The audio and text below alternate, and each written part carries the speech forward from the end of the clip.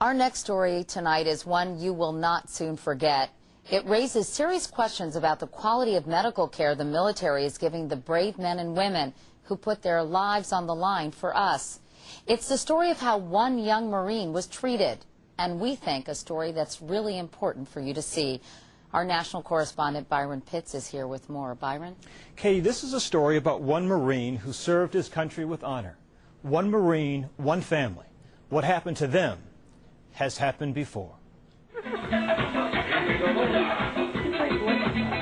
You're looking at Carmelo Rodriguez dancing with his niece last year.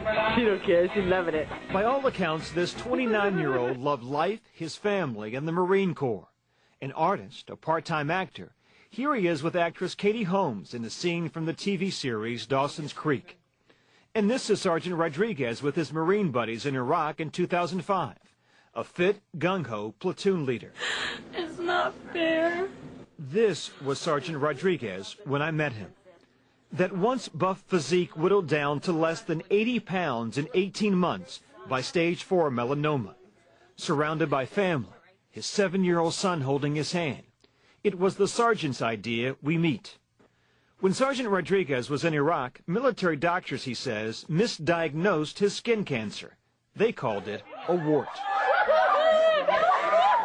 8 minutes after I met Sergeant Carmelo Rodriguez, as we were preparing for an interview, he died.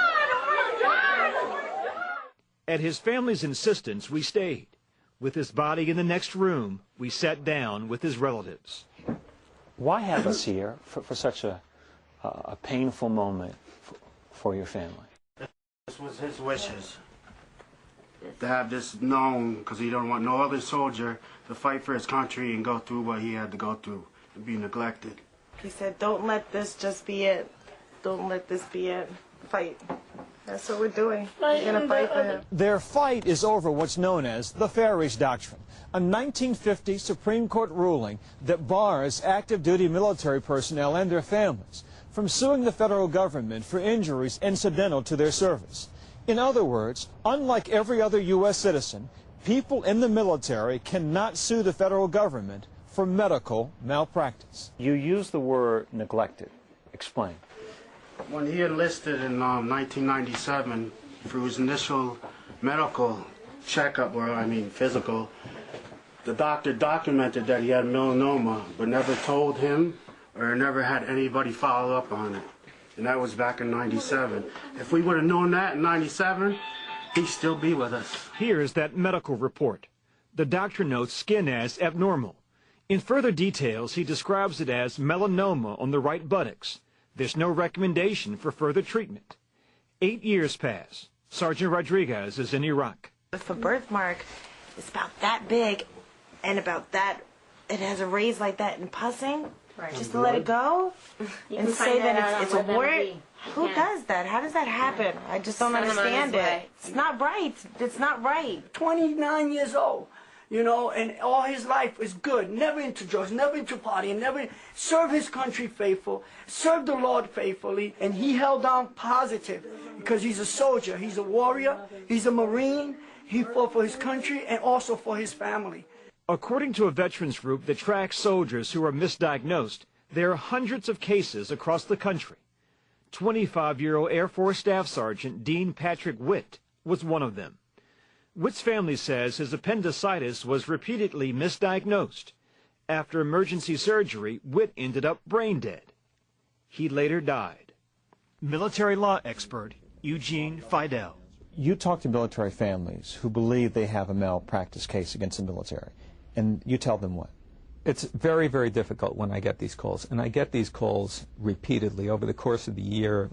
I probably get one every 2 months. These people have to be made to understand that the law simply doesn't permit them to bring a lawsuit. They can bring a lawsuit, but their lawsuit will be a complete waste of time. We showed Attorney Fidel a copy of Sergeant Rodriguez's medical records, military emails. Sergeant Rodriguez's commanding officer, Lieutenant Colonel B.W. Barnhill, quotes a military nurse who called Rodriguez's case, quote, a major screw-up.